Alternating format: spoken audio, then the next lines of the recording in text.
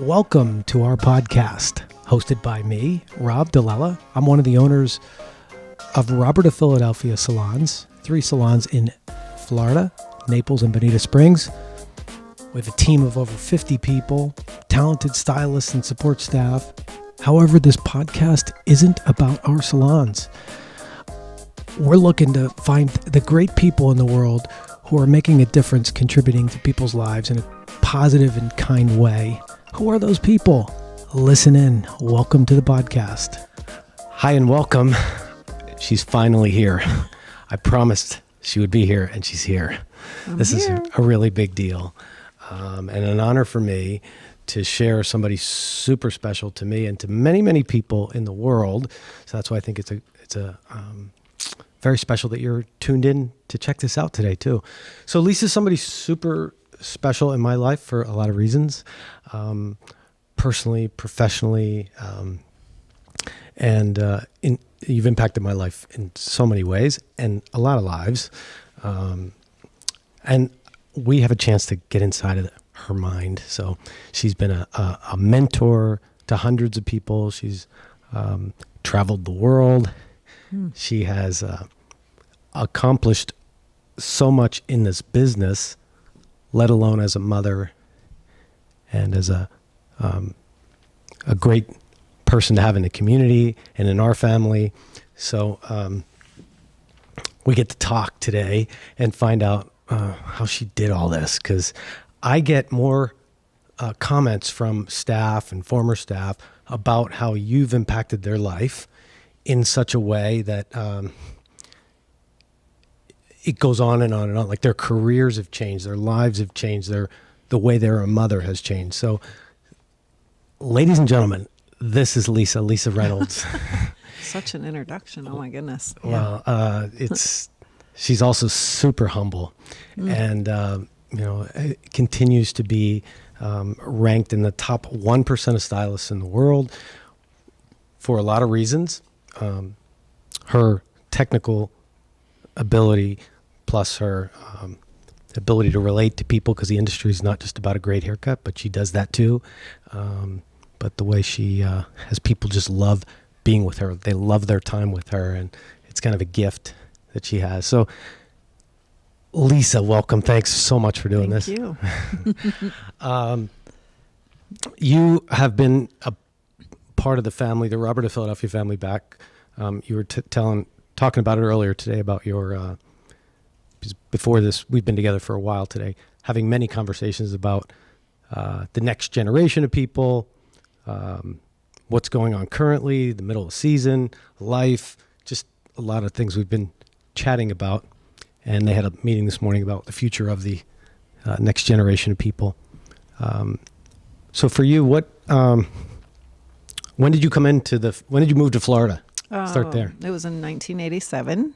And actually, I believe I started with the company in November of 87. So what's that, 3 years? Yeah. I started at the Ritz-Carlton and moved downtown about 8 months later, I think. We had the salon in the Ritz for a while. Yeah, and came down to Broad Street, and then we moved that salon to the Old Naples Pub, and now currently at Bayfront. So it's been a while. I've been around the horn a little bit. Yeah. Ever a tour at the Village? No. I did help open the promenade up here when Jerry was here too. I think I took a day, he took a day for a couple years. Really? 1 day a week. I came up, about that. I think, for the first 2 years until people started getting their appointments mixed up between here and downtown, and then it got to be too much, because if they made it here and thought it was there and vice versa, so it just got kind of crazy. Yeah. And the place was up and running, so I just went back to Bayfront. Yeah. Wow. To stay there. Wow, that was I remember that now. A couple of years I did that. Mm-hmm. Just 1 day a week. Yeah. So if you're somebody who wants to know how to do life right, to get the most out of life, to have a great career, a great family, and have balance in your life, you are somebody who I've always looked up to for that, because you've been able to do that as far as I can see. You know how to draw that line, and you're somebody for me who I know I wouldn't, not that my well-being was something you always stood for, like trying to get me to boot camp. I'll never forget for so long. You got to come, you got to come, you got to come. And you just never gave up on me, always inviting me to go to this 6 a.m. boot camp. That's what it was, 6 a.m. Rob's right. 6 a.m., that's right. I just hated 6 a.m. always. And I would say, yeah, I'm going to come. I'm going to come. Someday I'm going to come. And I would make her promises. And then finally you said, okay, Monday. And I was like, oh, shit, this is real. I got to pick a time and a day. And I think once I said yes, and then I had to. And much then, to my surprise, when you said yes, I was like, oh, yes, that's a yes, yes. Okay. So it was dark at Fleischman Park. It was dark. It was still dark. And it's across from Naples Zoo. Naples Zoo. So you'd hear the lions roaring in the morning, right? And the monkeys, yeah. And the monkeys. The lions, yeah. It was a time of day that I'd never experienced before. Yeah, we'd watch the sun come up. Yeah. The sun would rise while we were out there on the football field, jumping around and, getting all that fresh air. And it was awesome. I turned into an addiction, really. It was just an awesome thing. Just thank you for never giving up. But you've always had that in you to always want to, you've been fit and taking care of yourself, because people have always looked up to you for that too. Like, right. Hey, wow, how does she do that? They look at she would, have a short sleeve shirt on when she's doing haircuts, and in the pictures, we'd take pictures of her while she was there, and she'd have this ripped tricep that people would be, instead of looking at her haircut technique, they were like, look at that tricep. Wow. I was blown away by, the guns. Yeah. Yeah. Yeah. That's, I can't take credit for that other than, I don't know. I was born that way and just didn't have a lot of body fat there. So, and yes, I did do weights and stuff like that, but it was, I think, just the benefit from that, and physically it was just a blessing. Well, I mean, you worked for it too. I did work for it, but I've always been thin, so I was lucky that way. I've never had, you could see the muscle because there was no fat there. So honestly, I didn't set out to do that. My arms have always been shaped like that, and just when I am working out, they just get pumped up easy. Well, you work out, which is you eat right. You've hiked, you've climbed mountains, you've done, how many mountains? Oh my gosh, where have you been in the world for that? Yeah, there's been a few of those. I would have to stop and think about how many, but I think it's something like 7 different countries, and I don't know how many different mountains. I'm still doing as many as I can when I can. It's, the large ones are, I have a few left on the list, but whether I'll get to them or not, I don't know. I hope. And I love it. What were some of your favorites? Well, the first one I ever did was Kilimanjaro in Africa. My first experience of that kind of outdoor activity. I've always been, I was raised on a lake, and we were always outside. I live outside. I sometimes sleep outside now, still to this day when it's nice and cool. I like the outdoors. And so when I had the opportunity to do that mountain, that was the first one, and it just went from there. And I, did numerous more, and the first 2 were for fundraisers, and after that, it was just because I was addicted. Yeah. And just made it happen. It wasn't like you just sign up and go get on the mountain, though. There was a lot of... Yeah, you have to, one of our guides told us, and this guy is a very infamous mountain climber. He said that you need strong legs and lungs to do what we're doing on those mountains. And at the time I was running and lifting weights, and I had very strong legs and strong lungs with the cardio and all that. And honestly, it's 80% mental and 20% physical. So you have to mentally want it, I think. Physically, yes, you have to be ready for it, but mentally you can, kill yourself mentally and not make it happen over the physical part. Because when you think about it, you just have to overcome that pain and keep moving on, and that becomes mental at that point. If you're in pain or you're thinking you can't do it or you're feeling defeated, that's all in your head most of the time. Sometimes the altitude gets to you. A lot of people it does, but you have to kind of decide In my opinion, it's always mind over matter. How bad do you want it? So it's like with anything else in life too, Yeah, because you apply that to Everything. many areas of your life. Everything. Yeah. There are certain things that, I think, that just don't really matter. So you let them go. And there's other things that you really want to change or really have a passion for that it's like, no, I'm just going to make this work. It's got to work. It's going to work. Yeah. And put your mind to it and you do it. Yeah. Because I see you do that. I know you do that in so many ways in a lot of areas, not just, but you describing what it took to climb a mountain, whatever that mountain is, whether it's back here in Naples, right? With your growth, or with growing as a stylist, or with growing other people, whatever challenges you've had in life, or whether it's in relationships or raising your son. And, right. Well, there's always challenges, and I think we all want to be good, upstanding citizens, and I would love to be considered a good mother and somebody that's raised my son to be a good person, which he is. He's a wonderful, wonderful person, and yes, he is. He's just blown me away with his accomplishments and what he's done. He's fabulous, and I feel blessed to have him as my son. I've learned a lot from him, with his mental capacity and his personality and everything that he's done so far, and just the way he is with people too. I just love the way he is with people. So he's a good example, to be around, and we always have fun together. So. Yeah, you did a good job. Yeah, thank you. He's a great human being. Yeah, good man. I think he is too. I feel the same way. I love him. I miss him, actually. I haven't seen him in a while. I know. You have to see him next time he comes in. Yeah. I watched him when we had the salon in the above the old Naples pub on 13th. I had a board up there that had all the children of everybody in the ROP family, and I remember that. his picture up there. He was just a little guy, and a littler guy anyway. He was 9 when we moved down here. So, and then he worked for you for a while, stocking products and stuff like that, and running around for you a little bit. And he's doing really well. He's moving on with his career. He's got his PhD, and he's in research up at UF, and he's doing podcasts. They ask him to do podcasts, so he'll be heading that up for one of the research teams, I believe, and I think he's working with 3 different research teams right now, if I have that right. It's so involved, I don't, Gainesville. It's hard to keep up. Yeah.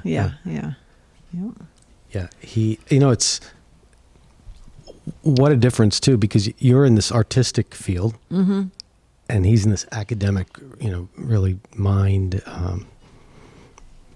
I just research, just like, I don't know what you got to know a lot of stuff that I'll never know. Crazy stuff he knows. And I don't, he's like a sponge. Yeah. Everything he reads and listens to, and he retains it, and he's amazing. He's like a walking encyclopedia. You can tell me something, and 5 minutes later I wouldn't be able to repeat it. So I don't know how he retains it, but he does, and he just doesn't forget anything. He's one of those people that's kind of hard to argue with as well, because he knows so much. Yeah. So you have to, you can have that little debate. I think he gets that from my grandfather. My grandfather was the great debater. He loved to pick people's brains and get us thinking and get us talking about things and, asking questions. And Josh he's the same way. He can, he'll sit and listen to the conversation, and then he'll add his 2 cents, and then you're like, oh, yeah, okay, so you just changed my mind. Stuff like that. So always been like that all his life? He has pretty much, yeah. I mean, even from the time he was a young kid, he was always receptive, and he was a good boy. So he's just been good. I've been very fortunate. He was 3 when his father and I split up, so it's been pretty much him and I, for a long time. And he's had a few outside influences, but other than that, it's just been him and I. So yeah. And that's also one of the other things that you've been such an inspiration for.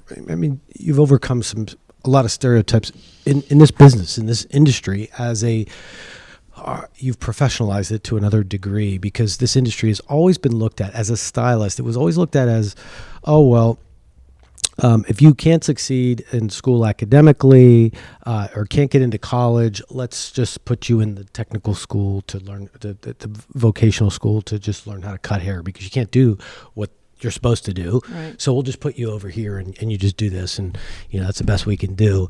It was a secondary career. It was just something to supplement failure. Like, okay, you couldn't do that, so we're going to do this. And it's always been looked at like that. And I still know a lot of parents who, they have these creative children who, have a passion for hair, but it's looked at as a field like, oh, please don't do that. You will just not have a great life if you do that. Just not going to work out. You're just, that's for failures. They're not looked at that way. And you have definitely turned that around in so many ways.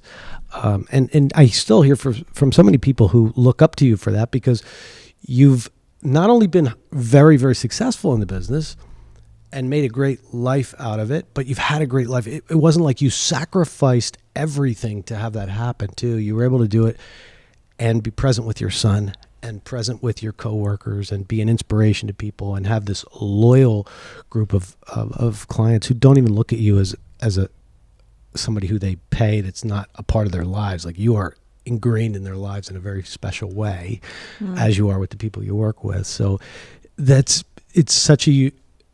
so different from what the stereotype is or has been. And you've proven that this is a professional business, that somebody can have it all and do well. And the unique thing about it is a lot of people who have this innate or incredible talent in the business also tend to have a little bit of an ego, which sometimes is okay, but it pushes other people away at times too. And you've done it with a lot of humility and with bringing other people around you up along the way, which has,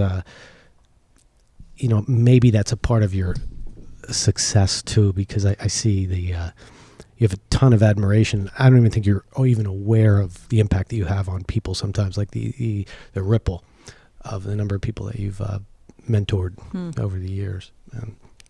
So that's unique and that's special, because you've helped transform a message that I've been trying to deliver for so long, like this. And this is a great business. This is a great industry. You can change people's lives and impact them in such a beautiful way and have a great life too, and not just have this be a secondary. Go prove your parents wrong. Like, show them that this is, this is something to be had. So you've thanks for the inspiration for so many people. You've done that so well.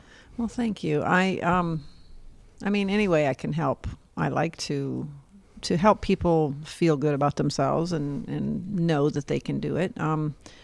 My parents they had 5 children. They raised all of us to be quite independent and fend for ourselves, and we all are. And we all have our own talents within our family, which is really kind of fun. I love my sisters. I have 1 brother, 3 sisters, and we all have something that we're good at, just like pretty much everybody, on this earth. So when you find your passion and that passion, then you can thrive in it. And, that's what I always impressed upon my son, Josh, too. It's like, find something that you have a passion for. You don't have to be a wealthy man, because you'll be a wealthy person if you're doing what you love and you're helping someone besides yourself. Okay. So he thought about that, and he has told me that many times. It's like, well, it's, you told me, find something, that you want to do. And I think a lot of people, if even in this business, it is a very, almost like a secret, when you have a downturn in the economy, everybody runs to the bar and you have to have your hair cut. So it's a no-brainer. People have to look good. They want to look good. They when everything else is falling apart, that's where they come to us to just have that little piece of love and compassion, and and you put the icing on the cake with making them feel good about themselves if they look good, teaching them how to do it at home, teaching them how to keep the look. I mean, yes, people will pay for that, and they want that, and they need it. And it's fun to have that challenge. If you see somebody come in that's in a bad mood or just really grumpy or not having a good day, and instead of, and sometimes I do feel like, yeah, they're trying to bring me down too, but no, that's not going to happen. Let me bring them up. And if I can do that, that becomes a challenge. So it can be exhausting, but it's also fun to see them go out with a smile if they didn't come in with a smile, and help everyone else around you. There's a lot of things that can be learned in this business. I don't know everything. I don't think anyone ever does, but if you can just be genuine to yourself, and if you build it, they will come. Be genuine, be real. Well, the theory of that in this business is so on point. Like, that's so critical. Like, everything that you said about that. However, with you, I noticed that you practice that. Like, even it's season, it's March now, and it's crazy, and you've been going at it, and you really don't even have that much of your season is year round. It's not like you have this big peak and then, you have some, but it's not as like it is for a lot of people. But always, because Lisa always has she's always juggling a waiting list, and there's always a lot of people who want to get in to see you. So even in those moments where you've got two people waiting for you, you've got somebody in your chair, you got somebody whose collar needs to come off, you've got, they're asking you questions up front. Can you get so-and-so in at 5:00 that day? You got to think about that. And your ability to that person who's in your chair in that moment, to not just brush off the fact that they've been coming to you for 10 years, you've been doing the same thing, but you always take that time to give them the opportunity to have a discussion about it, to ask them, to have a conversation about, is it time? Do you want to make it? You always give them that moment. You never assume anything. You give them that all each time. So there's you don't take any shortcuts with people. So, it's one thing to hear the theory of that. Yeah, I got to make sure they can do this at home, and I got to make sure I consult with them and do this. There's the steps and all of that. But despite the circumstances, like, no matter how chaotic it is, I watch you be present in the moment with each one, wherever they are, whether their husband's sick in the hospital or, they're going through something and dealing with something, or they're in a rush themselves. You never let them see. You don't rush a haircut or make it look like, oh, I'm so scattered. You give them that moment. So that's consistent. I've seen you do it year after year and guest after guest, and I'm sure that has an impact on them too, because no matter how chaotic it is, you never treat them like next. Right. Next. Right. Let me just get this haircut done, and next. Well, it's not really about that for me. I do. It is important to me. I guess it's the golden rule. You treat people how you want to be treated. So I do. When someone's sitting in that chair and they want my attention, I try to give it to them just as much as they need or want. I am juggling in my mind. Sometimes it can be a challenge, and sometimes I think I'm not hiding my emotions very well, but I try to, just for them, because I don't need to put that on them either, so it's just it is exhausting sometimes, but it's a challenge, and I like that challenge. Yeah. I like to challenge myself to be a better person, to take away my own, take my eyes off me and put them on that person in that chair. What do you need? Or even the person at the desk that's having issues checking out or with the price or whatever. I've been called up there to help with that too a little bit, and I try to soften things and try to, work it out to where someone is going to go out calm and happy, so it's I don't know, it's just the way I am, I guess. Yeah. I don't like the drama. I don't like being upset. So when someone's upset, I know that feeling. I've been upset. I think we all have been. I don't like it. I don't like to stay there. So if I see someone that's upset about something or whatever, then and they're sitting in my chair and they're unloading and it's got nothing to do with their hair, you have to listen, and you just do the best you can, personality-wise too, to help them come out of it. And then you have to still give them the best haircut and make them look as good, because that's the icing on the cake.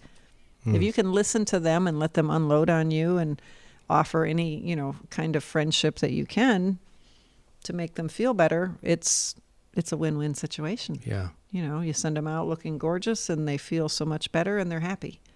Yeah. You know. So all that's going into each hour with them, and that creativity, that transformation of look. I mean, I see a lot of people who you may have been doing them for years, but when they get out of that chair and that cape or smock comes off, they float. Like you gave them a new level of sexiness in their life, or there's something about it. And they'll stop me and say, you know, I've been going to Lisa for 10, 15, 20, 25, whatever the number is, because there's always a big number. And look at me, look at my, I mean, it's like you may have even done what you had already created before, but you gave them this new flair about it that just has them see it in a new way. And I love to see them sparkle on the way out, because it's, they get that specialness each time. So, you know, you work here and we're talking about you, but as a whole, as a stylist in the industry, for anybody seeing this who wants to be successful in the business, who wants to have this as an amazing career, to have the life that you want, to be able to travel, to be able to be a great mom, to be able to be somebody who everybody loves to work with. There are some really golden secrets in what she's saying, because I've watched her do it, and I see other people who, you know, they want to resist that and say, well, yeah, but it's whatever, it's the clients I'm getting, or it's the people that I'm getting, and you end up then attracting these great people too. You have a great magnet to goodness, so you get a lot of good people around you too. So I would hope so. I would much rather hear good, positive things like that than anything negative. And I think, I don't know, I'm sure there's a lot of secrets. I don't know what they are. I think probably the biggest one is to we are here it's a service industry. We're here to make people look beautiful and feel beautiful. The feeling beautiful just comes not just from looking beautiful, but from what you give that person while they're in your chair. You give them what they need at that moment. Yes, they need their hair done, and sometimes it is all about their hair. Sometimes it's not about their hair at all. So you have to learn, and I guess maybe just being in the business for as long as I have, you get to know your people. They become friends. You get to learn what they're all about, and you know them, you know. And the new people, you just want to kill them with kindness and just bring them in, welcome them. It's a happy place. Everybody loves the salon. You know, most people love it there, and everybody that I work with is great. You know, we all interact very well together, and I hear that all the time, how happy it is there, and how everyone interacts, and everybody's so nice. And so it's just, it's good. It's just treating people how you want to be treated. And when I go somewhere, you know, and I'm not treated with kindness, it's not, I don't, you know, do anything about it, but I do notice it. It's like, okay, that's going to make me a better person when I have to deal with someone. I don't want to be treated like that. I want to be treated like this. So it's just, you know, it's a feel-good world. And in this world right now, with everything happening, there's a lot of stuff going on that you don't feel good about. So if I can be the light in somebody's life for that little speck of time that they sat in my chair, I like being happy. I don't like having agita. Yeah, agita. Oh, yeah. Agita. You know. That Italian stuff that goes on. I quit doing that a long time ago. I said, that's it. No more of that. So, I mean, it sneaks up every now and again, but, you know, you just try to push it away, and it's a choice. Yeah. We all have choices. It's a choice. Bottom line. Gold. You're getting it all. If you're still tuned in and you're listening, because you got to this part here, I'm just going to let you know that the first 10 people that send an email by the end of March, so whenever you're listening to this, March of 2020, we're going to give away 10 $100 gift certificates to the salon. So you can go see Lisa or anyone you want in the salon. So whoever's listening and paying attention to this, you got a chance to win, to not win. It's just the first 10 people. You're going to get a $100 gift card. So if you made it this far, congratulations. So, and you made it this far. Good job. I made it this far. Good. I'm here. All right. Well, somebody who might be somebody who's a gift certificate winner, or somebody who's thinking about coming to our salon, to you, or to any salon, what are you seeing for trends or things that people can do to get that sexy back? Okay, well, I would say that if you have had the same hairdo for a while, talk to your stylist. I think there are a lot of trends. It's no bangs, yes bangs, no bangs, yes fringe, blunt cuts. It's there's so many things that change and keep changing that it's hard to really keep up with it. I haven't really seen, I know the trends are out there, but I haven't really seen any major trends like the Dorothy Hamill or the mullet or anything like that was so popular all at once.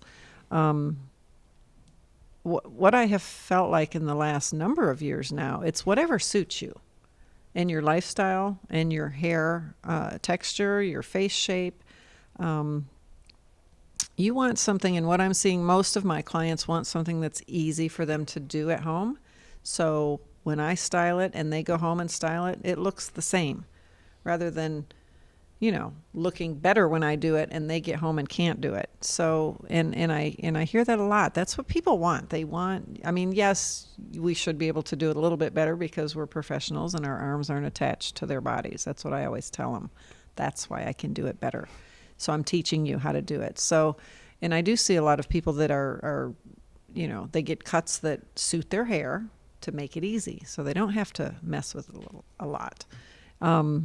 So as far as trends, a lot of, I know they have them and I know they're out there, but I don't do like super trendy stuff.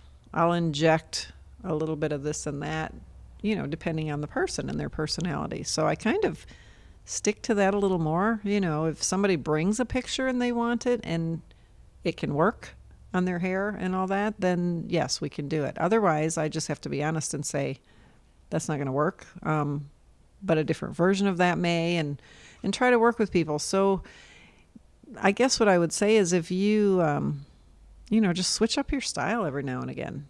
It could just be the way you blow it out.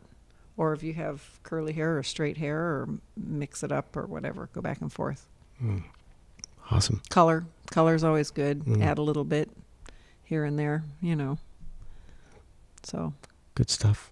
So they're looking good, not only when they leave you, but they can look good on other days too. They don't need they have that. It's a cut that's going to last, and they can create it at home. That's a great joy for me. That's my feedback is when they come in 4 to 6 weeks later, and I'm looking at them and they look great. It's like when I can actually say, "What are you doing here? Your hair looks great. You don't need to be here. Why are you here?" Well, I need it trimmed. But they're doing it at home, so they've done it, and they're showing me that it looks good. So it looks good when I'm not doing it, when they're doing it. Yeah. That's important to me. It makes me realize that I'm doing my job the way it should be done too, so. How about for cosmetology students? So students that are in school right now or just graduated recently, or they're in their 1 to 2 year mark after school.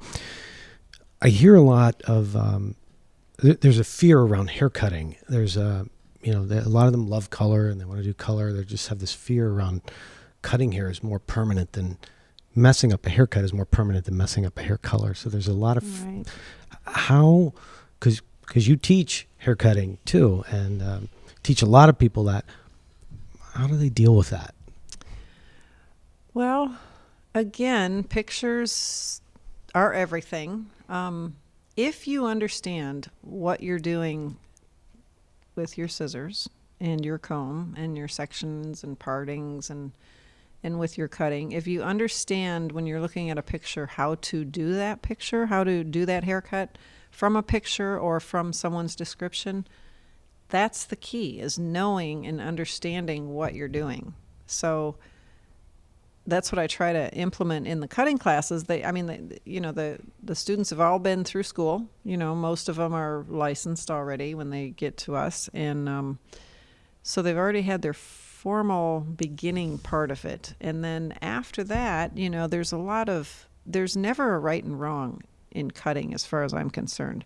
There are so many different ways to go about it, and everybody has their different terminology and their methodology and everything, but it's all basically the same. You're cutting square shapes on a round head, You're cutting round shapes on a round head, so it's just the angles and stuff that you have to use, that you have to understand why you're doing what you're doing.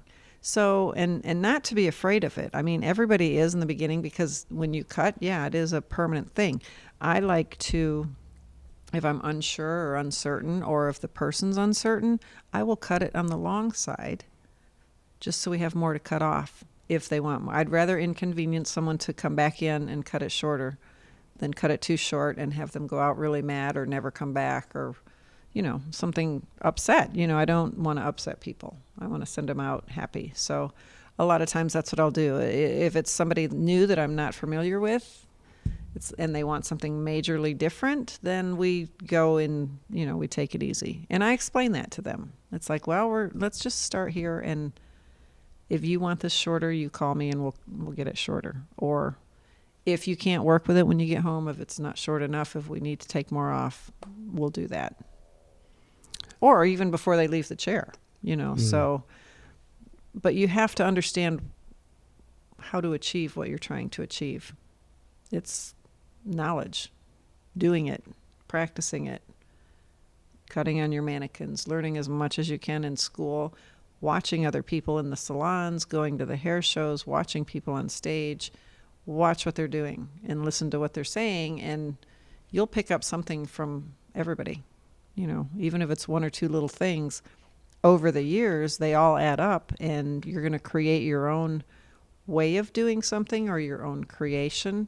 But you have to have the basics. So if you have to understand what you're doing and why you're doing it. And I've heard you say this, that learning the different methods of a haircut, because different educators teach different methods, that learning them all, or learning as many as you can, and then creating from where you're at with those. So there's not one way where you say, oh, it has to be this way. I've heard you leave people that flexibility, like, it's just this way, only one way, only the Paul Mitchell way, or only the Vidal Sassoon way, or only the Robert way, or Synergy. There's so many, there's so many different ways, and lingo. Everybody's got their own terminology as well. The more you know about the terminology, and the more terminology you know and understand, one word can have 10 different meanings, or one meaning can have 10 different words, I guess is the way I want to put it. So there's figuring that out too a little bit. I don't believe in one way of cutting. I just have my way. And my way is a compilation of Vidal Sassoon, Pivot Point, over the years, all the people that I've watched. Yosh, one of my favorite people in the world, watching him cut hair is magical. He's out of San Francisco, and he was at the shop once, actually. Your dad brought him over. He says, oh, I got your favorite person here. So I got to meet him, which was really nice. But I didn't know that. Yeah, when we were doing the photo books. Oh, yeah. I don't know how your dad got him there, but he was in our back room, and I'm like, oh my gosh. Wow.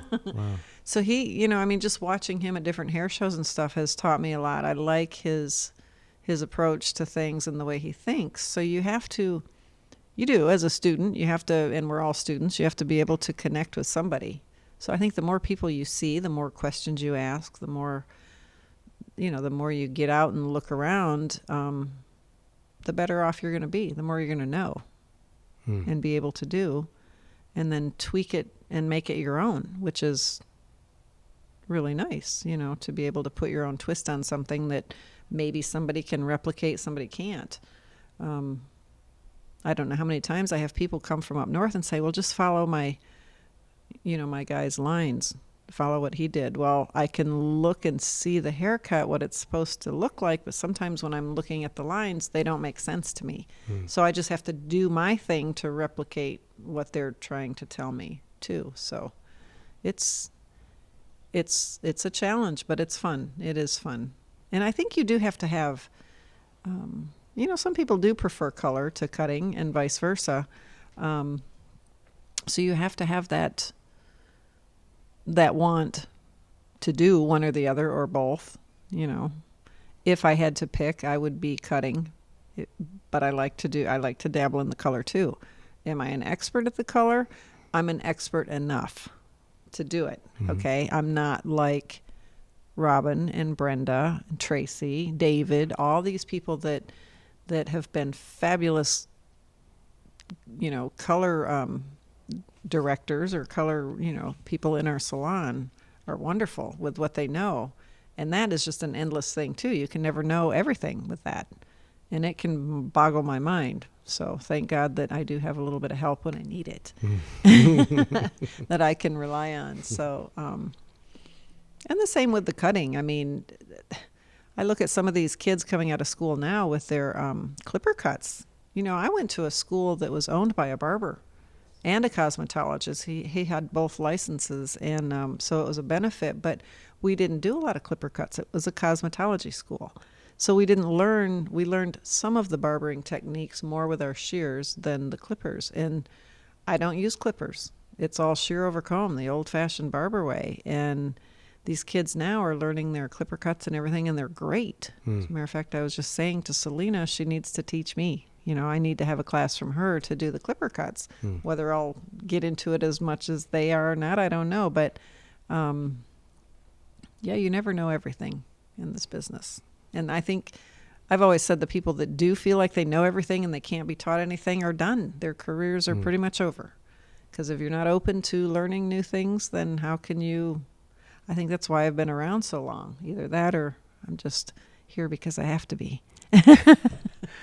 I have no one to fall back on but myself. So, yeah. Well, your passion shows up differently because you unusually you continue to grow business-wise. You continue to be somebody who's been around that long in this business. Typically, there's a decline over time just because the passion or the cynicism gets too high, or the passion for what it was that got you there to begin with, and too much other stuff got in the way.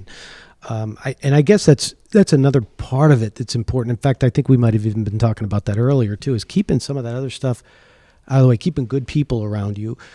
So, because when you're good, then you can fully create, invent, and your passion can come out all the way. Like you can create. And, it's one of the things that I think is so important about, I remember going back many years in our company alone, is seeing the fear and the worry of people in the summer, especially when we were slower, when the seasonality was much worse and we were strictly commission, and watching young mothers, worry about whether they were going to eat or pay the bills.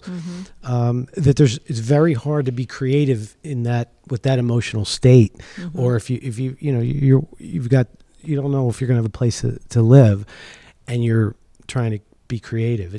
They don't work together. So having a good, being in a good place, and I think you talked about, we were talking about that, like keeping the good people around you. That's so important, or not letting, keeping the ones that are toxic to you at a distance, or whoever that is, because I sometimes used to be really good at attracting toxic people. So I wondered why my life was a mess, because I always had, sometimes had people that I was trying to fix or make better, and it just wasn't going to happen because, that's just what was going on. Yeah, I can totally agree with you. I'm always feeling like I need to help and fix, and you don't. I mean, you can't always. So you can only do what you can do, and hopefully they'll just come on board. And it's a business where we can all share and help each other. And when that kind of harmony is happening in the salon, it is such a beautiful thing. Yeah. I mean, it is such a beautiful thing. And I think we do have a good teamwork, in the company throughout. We've got the 3 different salons, and they're all different personality.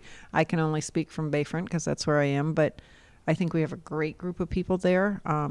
The clients, that they notice it. They notice when things are off as well. If there are some issues that are happening, which I don't like that to happen, but you can see that. So. And I think Bayfront, we have been exceptional over the years. And if somebody comes in that's not quite fitting in, they don't last. Yeah. It just doesn't work out. I think most people there consider themselves part of the family in a very short time because of the people that are there, because of the people that have been there and have worked. And, it's like building a patchwork quilt. You just keep adding the color and the And I don't mean hair color. I mean the colorful people and the Yeah. lives and the things that you build and touch. And you and your family have done that, in my opinion, because it has to start somewhere. You have to have a foundation. And I think your mom and dad started that foundation of family and making everyone feel like family. And when you feel like family, it is a secure, safe feeling. So I think for the most part, we have that, you know. You know, I think that's, I mean, you've been a key part of that because you've carried on mom and dad in a way. You had a lot of them, you were around them and had a lot of them in you. Yeah. Yeah. And I'm grateful to have you have what you have in you from them to be able to give that to others too, because that piece of them is in you. You know? Yeah. Well, that's because I've been around so long. Yeah. Yeah. A long time. Yeah. And something else you said too, like the group, at Bayfront, because there's a team there that's been together a long time. That group's been together a long time. I mean, so Lori just the other day celebrated her 20th anniversary, and that went by in like a minute. 20th here? 20th at our ROP anniversary, Okay. right? Yeah, I don't know how long she's been married. I think sometimes the relationship with ROP family is longer than personal marriages. Right. Some marriages that go around, or they're healthier anyway. It's healthier, so. Yeah, that's a whole other Okay, thing. or okay, so Trish and I, we always laugh because Dr. Thompson, our gynecologist, I have done his hair from the minute I came in town, and I worked at the Ritz when I first started. And It's been that long, yeah. He's been my doctor. I've been his hairdresser. He still comes in. I still see him. And Trish and I were laughing. She's like, and she told him, she says, you know, you're the only stable male in Lisa and my life all these years. I thought that was good. I never thought about that. Yeah, that's true. There's that part of it. And then there's the fact that he's your gynecologist and you cut his hair. And you've been doing this together for a long time. Yeah. It works. Kind of intimate in another way, but it's different. Yeah. Yeah. Well, thanks, Doc. Yes, yeah, that's a long time since the Here's Ritz, to huh? Dr. Thompson. Woohoo! Yeah. Is he still delivering? He's still delivering. He's delivering babies of babies now. Wow. Yeah. Wow. Which is kinda I cool. wonder if he keeps Michael count. Ann, when she was working for me, he said, I think he delivered me. And she came in the next day and she said, yep, he delivered me. Wow. So many people in this Yeah. community who he's brought into the world. That's pretty cool. Yeah. And he that's what he said. He says, yep, I'm delivering babies of babies now. That's cool. Hey, we gotta have him on here sometime. I Hey, know, Doc, you gotta know get what him you want over here. here. Yeah, that'd be cool. At the Ritz is where you met him too, huh? Yeah, That's what at the Ritz. okay. Yeah. So why were we? We were talking about the chemistry amongst each other. So the group together. And the other thing is because it's never utopia. It's not like it's perfection. Believe me, there is the dynamics of humanity, of human beings come out. And I mean, you're with the same people. You're with them more than you are with your family. Hours on hours in stressful situations, and stuff comes up. So that's common. I mean, it's normal. If it didn't, it would be weird. I think we'd be putting drugs in the Right, water for right. people. So that's a part of it. But for the team to be able to go through those times ongoingly, because it's always one person's always having their thing, like whatever it is. And you know, there's some people might have them a little bit more frequently than others, but there's always something that people are going through that everybody else has to kind of, you know, get them through. And you know, watch the dynamic, because I get to see it in 3 different locations. You know, I get to see, you know, where people are at, and one group's going, oh man, this is the worst. We're having a tough time. This is going on here, and so-and-so's this, and this is happening. And then I go, well, you should go over to the other one and see what's going on over there, because yours looks like nothing compared to theirs. So there's always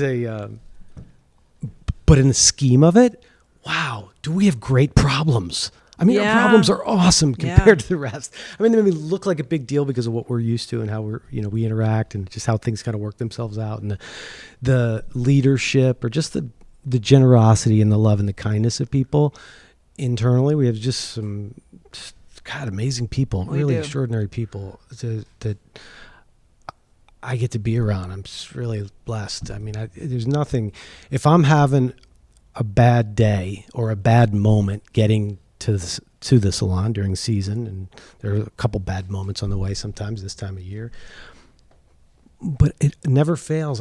Whatever one I go to, there's always this group of people that are always bringing people up. And I don't mean in the ass-kissing way, oh, the boss is here. I just mean in the humanity way, the love way that's there. And I hear it from people who come in, and that's really ultimately what it is that we do and what we're passionate about, what we wanted. That's what makes this business so cool, is that you get to make them look hot, feel hot, but on the inside, they actually feel good that way too. And there's this like magical feeling that they leave with it. They can't quite describe. Yeah, the hair looks amazing. And it does. We have very, very talented people. You know, a lot of times we could talk on here just about the great hair and all the work that's done. We don't document a lot of the great work that goes on. And we do some kick-ass work at every location. There's so many talented people. And we're talking about what's behind that, the people behind that, really more so than anything like that. What gives that, and what and you talked about that. I think you used the term safe or security, maybe, or just feel that people feel there's not this fear or threat. Yeah, they feel right. secure. Secure. You know, I think. I mean, you, like I said, you and your family have brought us into your family, basically. I think, you know, when your mom and dad first started, of course, I came down here, they started in 80. I didn't start until 87. So 7 years later, and you pretty much had it up and running, and it's always evolving. But the love that they put out there, and the understanding, and they want people to succeed. So they're, you set the rules, but you can bend them a little bit when you need to, and you're not so rigid. And it's like a family. And when people have little mishaps, like families do, you have your little spats, and then you forgive and move on. And we've always been able to come together again as a family. And people, we have longevity. We have a lot of employees. I know at Bayfront, throughout the company, but at Bayfront, again, because that's where I work, there's a lot of people there that have been there a long time. Yeah. You don't have a big turnover down there. So there's something there that works, and I don't know. We're just lucky, I guess. And I shouldn't say that, because luck, my son would say luck has nothing to do with it. You make that happen, which I do agree with. But for some reason, I think we just have a good group of people there. Yeah. And it just works. Well, and everybody knows that. Everybody, it's such a collective thing, because everybody knows what works and who works. And, we want to give everybody the benefit of the doubt. But when we bring somebody in, we're going to do our best, and the group's going to do their best to bring that person up and get them to that next place. And then, if it's not there, it's not there. It's just not going to fit, and they're not going to work out long term, because they're not lifting the rest of the people up, or they're costing too much of everybody else to help them with that. And we may not be the best place for them. We don't know. Right. But as a whole, that's why you're so key. And I'm so glad we get to document this and talk about this and put this on video and audio to have this, because we were a baby. 7 years. The company was a baby when you started. We're literally 7 years in the scheme of, we're about to celebrate 40 years now.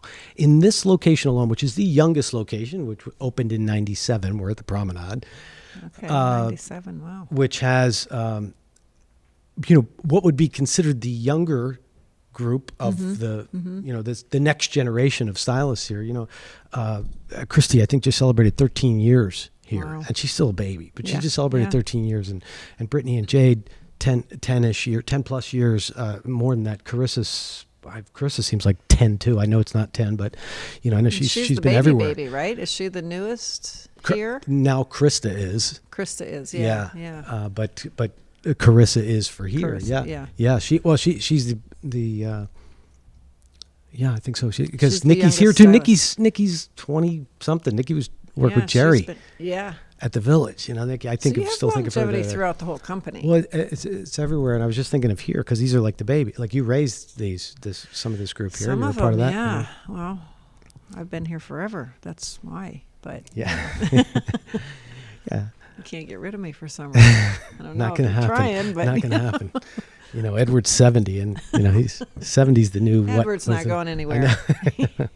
He's gonna be our next. He's gonna be here forever. Who am I thinking of? Arthur. Arthur. Yeah, we were looking at pictures. We were trying to figure out how old he was. How How cool was he? Yeah. I mean, he was a hairdresser for many, many years, Yeah. and then he came back and just wanted to be part of it, so he was Came back assisting. as an assistant, and Yeah. and he was an old man then. Supporter. When he came Yeah. back. I don't know how Yeah. old he was, but he just had that look. But everybody loved him. And the thing about Arthur is, if you never met Arthur, first of all, you wouldn't believe that he was, assisting the way he was. I know, right? And then when he left, because then he retired again from us, and he wanted to have like another traveling career as a singing with the barbershop quartet or something like that. Really? He did Yeah, it? like another whole other career that he had after here, which this was supposed to be part of his retirement, but then he went on to. So that's I don't know if Edward sings, but Edward does sing. He's got a good voice. Oh, really? I didn't know that. He can sing. Oh, I gotta Don't get let him him on tell here. You he can't. I didn't know that. He can. Oh yeah. I know he liked to dance, but I He can do everything. yeah. Plus, All right, he's so- funny. So Very over the top. Oh Funny. my gosh, I love when he does his orientation for new people, that because he's so serious all the time. He has this serious look. He gets you every really, time. yeah, with he's that, he's very almost intimidating looking. People are scared of him because he has this look, and he's just his presence and the way that he is. He carries himself in a way that you're like, oh shit, who's that? Yeah, but like, he can keep a straight face too. He when does, he's trying doesn't to pull your leg. Yeah. Like can get I you can't good. give his secret away. If somebody No. hears this, he will tell them the cigarette butts. Oh yeah, the new people that come in, you have to go out and pick up all the cigarette butts in the potted plants outside. Whatever somebody's coming over to in the apply parking for. lot, Right, yeah. right. Well, before you leave, you have to make sure you get all the cigarette butts up, and they look at him, and they. Well, I know they think what the, but they don't question it because it's the way he says it. It's like, okay, I guess to be a stylist here, I got to pick up cigarette butts at the village. It's special. So funny. Yeah. So right now at this snapshot of life, what are you obsessed with? What am I obsessed with? Oh my goodness. Well, right now the outside and the weather. I love being outside in this weather. We've had fabulous weather. What am I obsessed with? That's a good question. I mean, I don't think I have an obsession. I have things I enjoy doing, and that's pretty much anything outside, physical. I like hiking and climbing and, being in the water and, Yeah, you've always been. I've always been like that. So I don't know. Obsessions, I don't know. So I don't know. But you said you just slept slept outside the other night, right? I did. I slept outside on my pool deck the other night in a nice comfy, and I have a sectional sofa out there and She's right beautiful out under backyard. the stars. You're beautiful. Under the stars. She's taken that art. She's so creative and artistic. If you see the way her home is in the back there, it's almost you don't feel like you're in Naples, Florida. Although Naples is beautiful, but you just feel like you're in another country. I think It's back a there little sometimes. secret garden, kind of. It is, I mean, it's nothing special, but It is it's my special. special. It is special. And people, that's probably the highest compliment when people come over, for them to say how warm and comforting. Some of my friends call it the spa. I need a day at the spa. It's what it's I'm like. like, okay, come on, so. Yeah. But I mean, I enjoy it. It's yeah. So that is my passion, I guess, just keeping my house up and my yard and, being outside as much as I can, being at work, sharing my knowledge with, the new kids and helping them along. And there's nothing like the satisfaction that I get when I see Aubrey's book, Jess's book, Sophie's building her clients now. All these kids that I've helped in the past,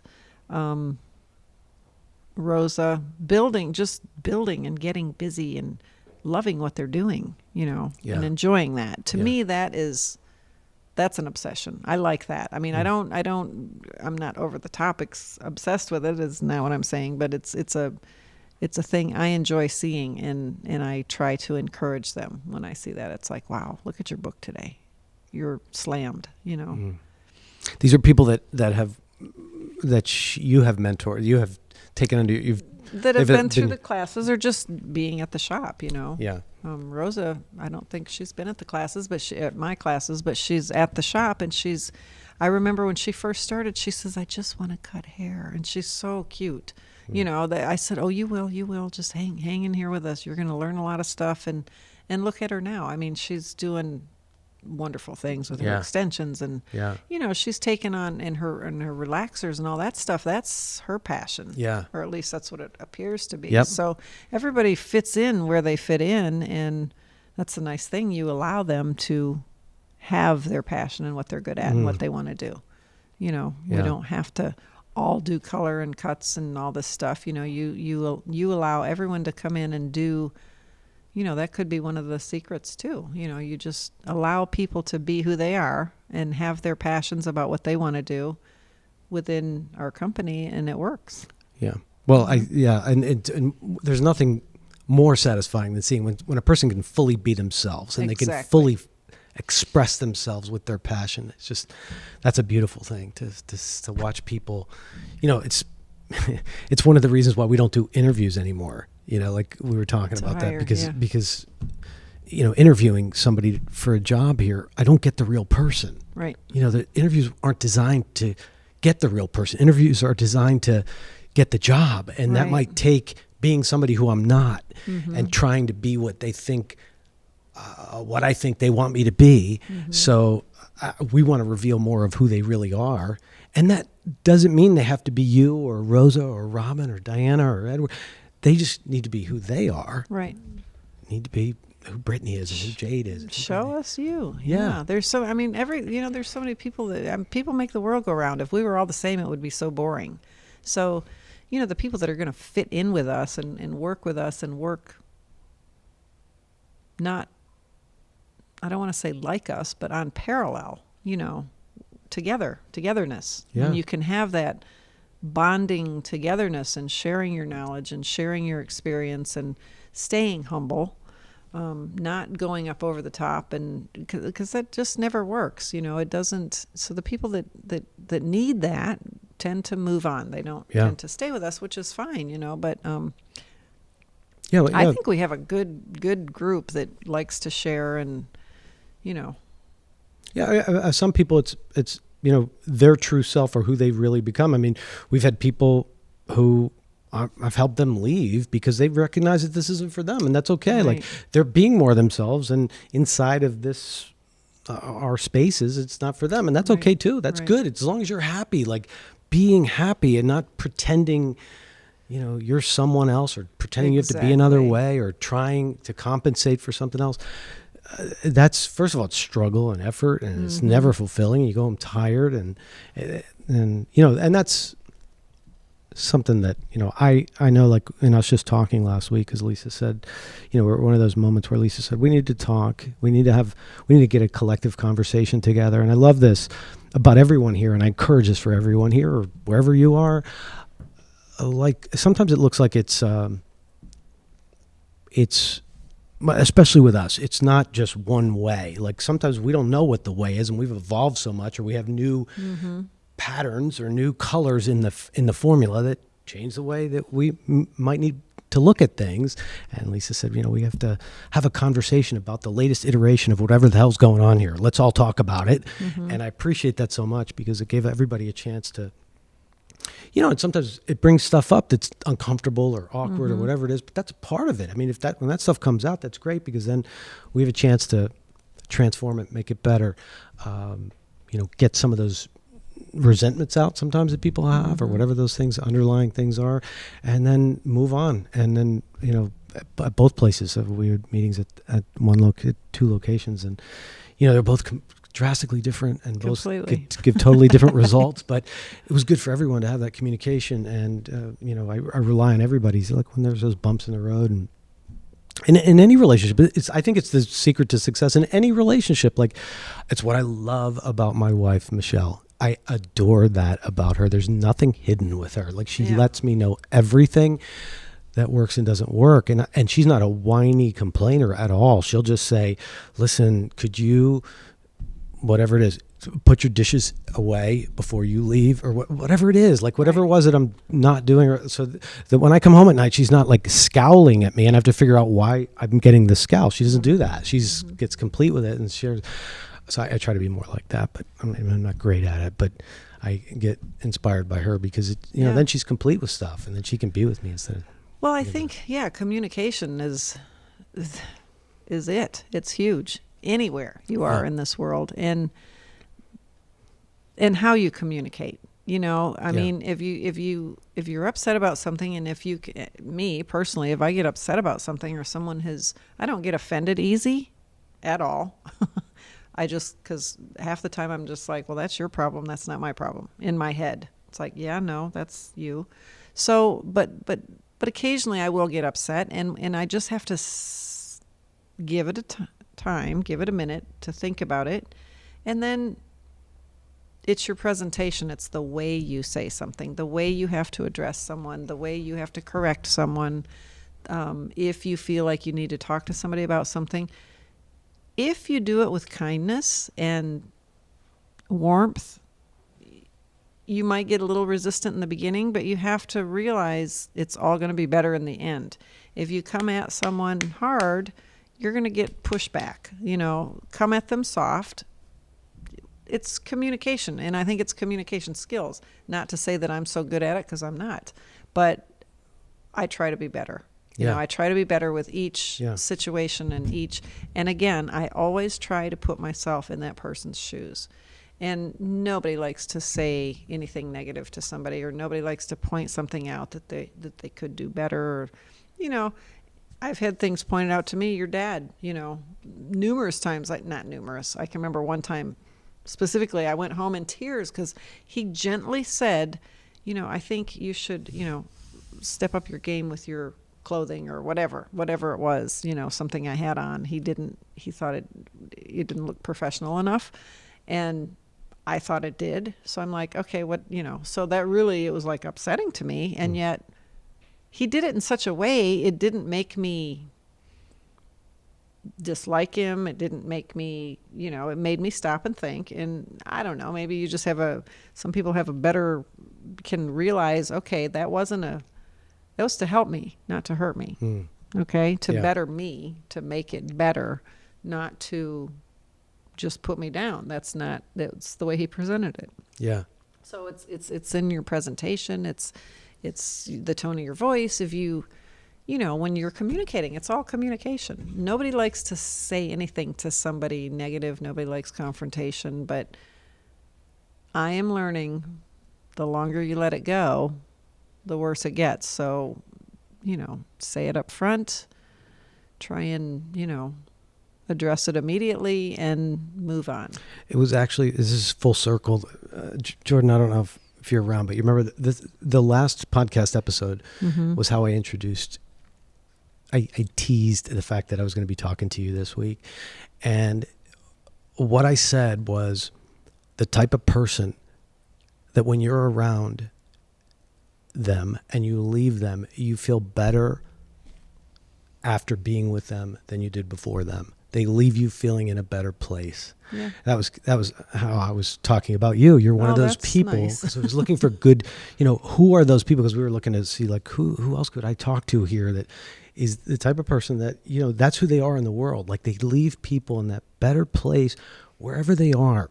It doesn't mean they don't have stuff, but whatever it is, my father-in-law, the guy is amazing to me, how whatever the circumstance is, anybody who's there, if he's got to go in CVS for a minute and he's in a rush because Judy wants him home in a particular time, he still is so kind to everybody in there. He talks to everybody in there like they're his family.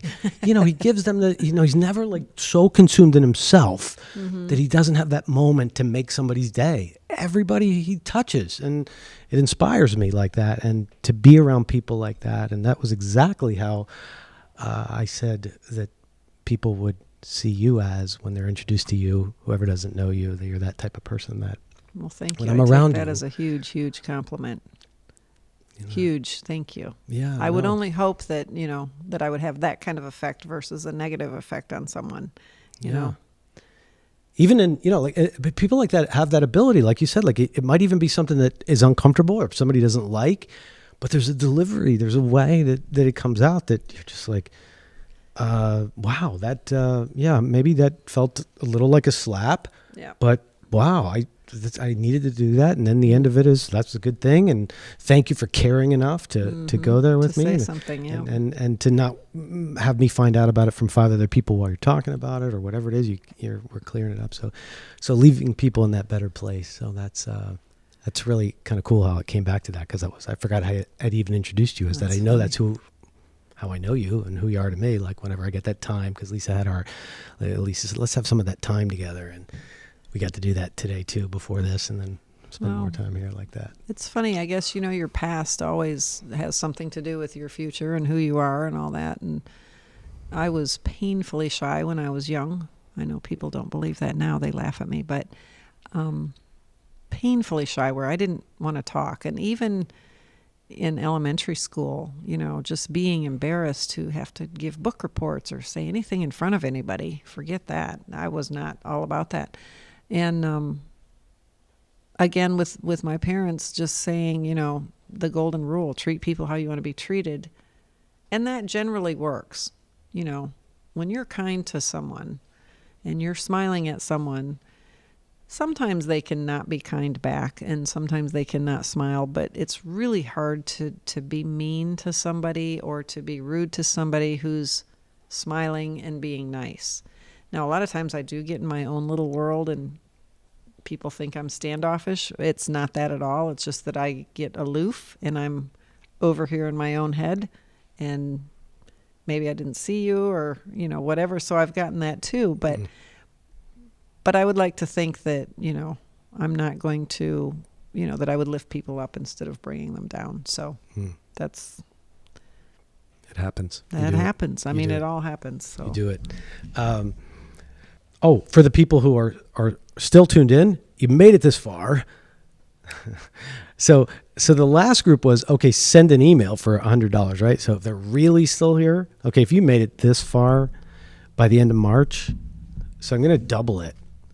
Let's just see who really listens out where this goes, okay? So this isn't out there right now, right? It's not going live. This is going. This podcast will be done. He usually turns it around in a day, so it'll be on in a day or so. So they'll have till the end of March 2020.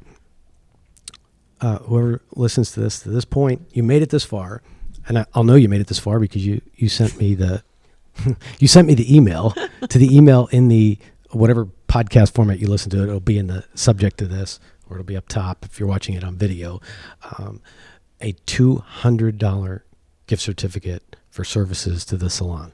Nice. So by the end of March, so get that in by the end of March, and no kidding, for real, $200. So you actually listened in on this all the way. I think that's amazing. Wow. But you get a lot of, hopefully you got a lot of golden gifts out of this.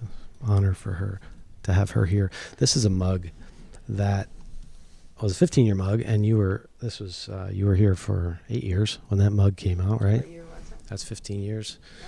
So it would have been 95.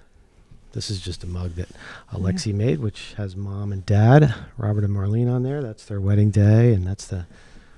I've seen a lot of designs of these mugs over the years. Yeah, yeah. There's quite a few. We were trying to have them lined up here, but I got to see if we can get them so we can get them on here, because now we got to create the 40th one. So yeah, the 40th year mug. I have someone that knows how to do that too. Yeah. By the way. Oh yeah. Yeah. Well, we should look into that. She can put anything on anything. Yeah. I think so. Ooh, yeah. Nice. Oh, that'd be good, because we have to do that. Yeah. We have to talk about that. We have to, somebody said the other day, because it was 80, we have to do an 80s theme time period. So we'll have some 80s themes that'll be fun. over the course of time, 80s weeks or 80s months or 80% off, or just kidding. That's no. From 9 a.m. to 10 a.m. on Saturdays. Yeah. Well, Saturdays we could. Sometimes there's never so much going on Saturday anyway. All right, cool. So what did you think of doing this anyway? I mean, you were a little hesitant to come chat, and you didn't know what this was. Yeah, I didn't know, because I didn't know if it was live or not. But yeah. I kind of feel like much better, but I feel like a guest on Howard Stern, only much nicer. Not Howard Stern, but I know they do this, and I used to for 2 seconds I could watch him and then I'd have to switch it. But, he had his little girl on the side and they're going back and forth with the headset. And this is just like over the top for me. But, it's been fun. Yeah. Even he's evolved. I guess now it's not all about him taking their, Oh my they probably gosh. still take their clothes off and stuff like that. Know. But I haven't seen it in a could while. never get that. I just didn't get it. But yeah. Yeah. He, I think now he's like got this other, he's looked at as a different type of interviewer now. I think he gets things out of people that were different, other than getting them to take their bra off or whatever. That that was kind of his thing he was notorious for. I don't know. I don't watch him, but I haven't seen him in a while. But yeah, he. And I don't know if they were ever live. They probably weren't live either. But oh yeah. Oh, they were live. Oh yeah. No, yeah. I would never do this live. So know that right yeah. now. Oh, I know the last thing. So because this is public, so you were the one who inspired me to work out in the way that I worked out, like to literally, make it a routine and not just go to the gym and do the old style, do a couple of these and a couple bench press and look in the mirror and talk to some people and do the traditional workout 3 times a week, and then leg day and then back day and, and not much cardio, and, introduced me to that whole other style of working out. And then, that led to CrossFit, or just being a drug for me. It really is such a, something that I have to have in my life, because it really makes such a difference. It helps me think more clearly. It really helps does. me just, the pain that I think the day of whatever the drama is of the moment, it takes that all away in a minute, because it creates another pain that's, I have to think about this pain now. You think it, yeah, that's right. It takes your mind right off it. Yeah. But I think the endorphins that you get from working out, doing any kind of outside activity that's going to get your heart rate up or get your, get you physical. Yeah. To where you have to be in the moment. When I'm climbing mountains and climbing rocks and stuff, you have to be right in that moment. Yeah. Nothing on the outside world is in your head. That is a beautiful place to be. When you can be in the moment, which I don't think many of us on any given day can do that very easily. So, right. so that's when you talk about passion, that's what I discovered when I started climbing. Because you're out there, and you're putting yourself through things that you just didn't know you could do physically. But again, it's 80% mental, because you can kill it for yourself mentally. But you have to be there in the moment for some of those have situations, to, because if you're not in that moment, you could be in die. trouble, danger. Right, right? You could die. Yeah, exactly. You could take a wrong step. You could make a wrong move, and people do it all the time. You have to be alert. And when you're at high altitude, it makes it even more of a challenge, because you don't have the capacity to think clear. The higher you go, the less oxygen you have to your brain, and you don't think clear. So, I don't know how I got off on all that, but just, where was I going with that? Well, we were talking about the effects of physical working out. Yeah. It's like it's all part of the package as far as I'm concerned. Yeah. Your mental ability, your physical ability, getting that fresh air in your lungs, getting your heart rate up, it makes you feel alive. Yeah. I remember one of the last times I was hiking through the Alps, we were up high, and we were trekking through, but we came to this glacial lake. It was this brilliant, icy blue water. And I dared one of the doctors to jump in, and he did. I couldn't believe it. So a few of the other ones did, and they just kept jumping in. It was a glacier lake up high in the mountains. It was cold. And I didn't go in, and I always wish I would have, because one of our other guides, the female guide, she says, I'm going in. And she jumped in, and she said, it just makes me feel so alive to jump in that cold water. And ever since she told me that, I thought, even getting in my pool in the dead of the winter, it's not heated anymore. And sometimes I just want to get in that water because I'm hot. I've been working in the yard, whatever, and I know it's going to feel icy cold. I go in so quick. You have to go in quick. But it does. You come up out of that water, and you feel... it just brings you back to life. So exercise does that. Any kind of outdoor fresh air, you shouldn't be sedentary. You shouldn't be inside all the time. You have to have that. It's a complete, I think if you have that completeness as a human being, you're going to be a better, happier Yeah. human being. One of those you know? components of it. Yeah, Yeah. it's Yeah. just all part of it. And then you taught me that. Jumping in the pool or jumping in the glacial lake. Is that what it's called? Yeah. Yeah, just It's doing cold. that. So I'm going to go on record now because this is a good time to do it because I know I've been kind of, and you're kind of truing me up to that. And Michelle and I were talking about it just yesterday about like kind of falling off the wagon and eating more sugar and not eating clean and, the impact that has on me. Sometimes I don't even think about that, but I know it's impacting me. Even if I'm still working out, I always had this justification lately where, oh gosh, at least because I had hernia surgery and I was like, kind of got out of a routine for a month and went back to it, but still had this justification while I'm working out so I can throw a little bit more in there instead of just having that one cheat day, a couple more. And this friend of ours makes these unbelievable chocolate chip cookies. They're not ordinary chocolate chip cookies. There's something she puts in them. I don't know what it is. Robin, whatever it is, her name is Robin. She makes these incredible, and they're like a drug. I mean, I love them. I woke up at 3:00 in the morning the other night thinking about them because she had brought some over, and I went and ate one at 3:00 in the morning. So I'm way off. So it affects me right away because now, even though I'm still working out, I put that little bit of sugar in there, like pants are tight. I start looking at the video, and I'm like, man, I look fat, So I'm going on the record now, and I know Michelle and I were talking about it last night. So you're going to clean the house out of sugar. So by the next, so what's 10 pounds is my goal. Okay, so 10 pounds is my milestone, and I would do that so let's say the beginning of March. Wow, March 31st, by the end of March. So 10 pounds by the end of March. That's going to take something big. Sounds like jumping all the way in the lake. For me, that would take big. I mean, what was that, 2.5 pounds a week? Okay, done. So I set it on record. So you set it on record. Well, I know you, so that's how you work. So I have to do it that way. The minute you say it, the minute you speak it, it's going to be done. I have to. If I think it in my head, I nobody really knows anyway, and now it's but see, now somebody's going to hold you It's accountable. out there. Yeah, that's right. Which you always have. It's Tuesday. You going to boot camp? I mean, in a great way. Yeah. So thankfully. Except I've been slack too. So. Lately, but you have your ups and downs. Yeah. But you do feel so much better when your diet's healthy. The sugar is a huge culprit for everything. Your Alzheimer's, your heart disease, everything. Yeah. It's just really, really bad. Yeah. More so than the fat and all the stuff.